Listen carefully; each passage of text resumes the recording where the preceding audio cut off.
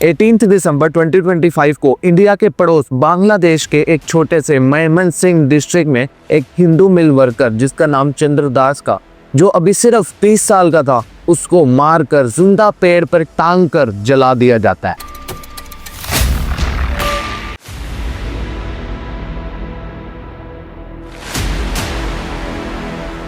जब दीपू चंद्र दास के कातिलों से ये पूछा जाता है कि आपने उनको क्यों जलाया, तो वो ये आंसर देते हैं कि उन्होंने प्रोफेट मोहम्मद के बारे में गलत बातें बोली थी। बट आप खुद सोचो, एक हिंदू आदमी एक मुस्लिम मेजॉरिटी रीजन में रह के मुस्लिम्स के बारे में बुरा कैसे बोल सकता है? हिंदुओं के घर तोड़ना, हिंदुओं को जिंदा जला देना, ये वहां की रिलीजियस और पॉलिटिकल इंस्टेबिलिटी को साफ दर्शाता है। चलो अब इस केस को हम थोड़ा डीप में जाके इन्वेस्टिगेट करते हैं, इसके बारे में जो मेजर रीजंस है उनको फॉलो करते हैं। ये 2024 में पीएम शेख हसीना को वहां की गद्दी से उतार दिया जाता है। ये सब लेड हो रहा था मोहम्मद यूनुस के द्वारा, जो कि आज के टाइम पे करंटली पीएम है बांग्लादेश के। पीएम शेख हसीना के खिलाफ और उसके पक्ष में दोनों तरफ से बहुत ज्यादा प्रोटेस्ट हो रहे थे। बांग्लादेश की पॉलिटिकल इंस्टेबिलिटी इस टाइम पे पीक पे पहुंच चुकी थी।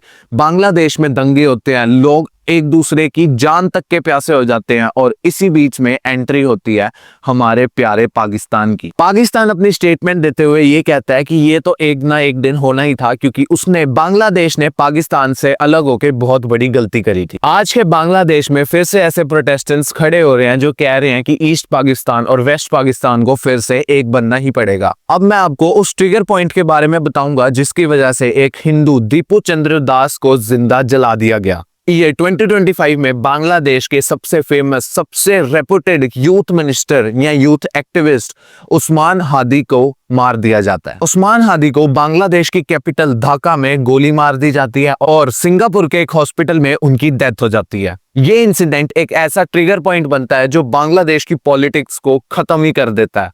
इसके बाद पूरे बांग्लादेश में दंगे शुरू हो जाते हैं। लोग उस एक्टिविस्ट को इतना ज्यादा मानते थे कि वो उसके लिए अपनी जान तक देने को तैयार हो जाते हैं। बांग्लादेश की यूथ वायलेंट हो जाती है और वो वहां के मिनिस्टर्स, वहां के जो उनके खिलाफ की पार्टीज के लोग थे, उनको मारना शुरू कर देती है। उस्मान हादी जो बांग्लादेश की पॉलिटिक्स, वहां की हाई इन्फ्लेशन, वहां की अनएम्प्लॉयमेंट के बारे में लोगों को पॉलिटिक्स के खिलाफ अवेयर कर रहा था, उसको मारने के पीछे बांग्लादेश की गवर्नमेंट का हाथ हो सकता है। ये कोई बड़ी बात नहीं है कि कोई गवर्नमेंट अपने अगेंस्ट में खड़े किसी आदमी को मरवाने के लिए उसे गोली मार दे। It's not a big deal at all. Even India में आज अगर कोई पॉलिटिक्स के खिलाफ खड़ा होता है तो वो कहाँ मिलेगा वो कोई भी नहीं जानता। उस्मान हादी एक यूथ एक्टिविस्ट था जो बांग्लादेश की पॉवर्टी, बांग्लादेश की अनएम्प्लॉयमेंट, बांग्लादेश की हाई इन्फ्लेशन, जिसके चलते वहां की आम जनता को बहुत ज्यादा दिक्कतें हो रही थी, उसके खिलाफ वो आवाज उठा रहा था और गवर्नमेंट से आंसर्स मांग रहा था। बट वहां की गवर्नमेंट उस्मान हादी को एज ए टेररिस्ट करके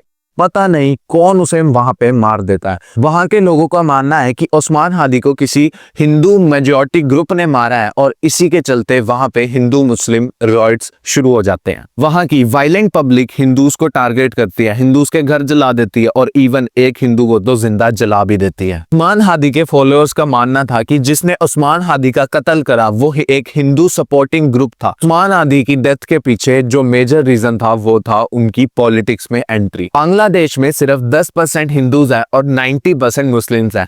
ऐसे माइनॉरिटी हिंदू रीजन में अगर कोई हिंदू मुस्लिम्स के खिलाफ कुछ बोलता है तो उसका मरना जाहिर है। पर ऐसा कौन है जो अपनी ही मौत को खुद ही बुला रहा है? ये चीज वहां की पॉलिटिकल फेलियर को क्लियरली दर्शाता है और इससे हमें यह भी पता चलता है कि बांग्लादेश में आज के टाइम पे हिंदूज का रहना बहुत ज्यादा ही बदतर हो चुका है। हमारी इंडियन गवर्नमेंट इसके जवाब में बांग्लादेश के हाई कमिश्नर को दिल्ली में समन होने को कहती है।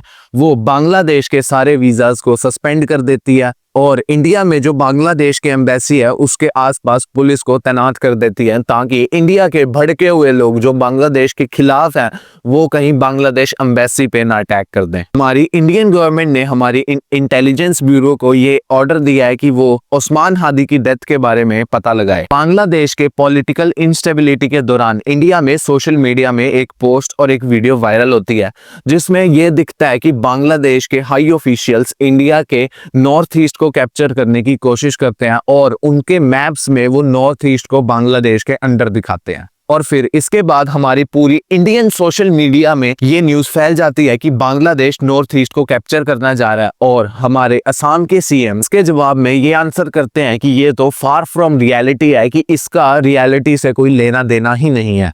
और एक इंसिडेंट बहुत ज्यादा वायरल होता है कि बांग्लादेश की लीडरशिप आपस में गिफ्ट्स दे रही थी, इसमें नॉर्थ ईस्ट को बांग्लादेश के अंदर दिखाया गया होता है। हमारे देश की इंटेलिजेंस रिपोर्ट्स ने भी इन सब न्यूज को फेक कहा है और इसको सिर्फ एक टीआरपी हिट कहा गया। न्यूज वाले अपनी टीआरपी के लिए कोई भी न्यूज फैला सकते हैं, इसलिए जनरल पब्लिक को यह ध्यान रखना चाहिए, किसी भी न्यूज पे विश्वास रखने से पहले उसके पीछे की रियलिटी को जान लें। Thank you.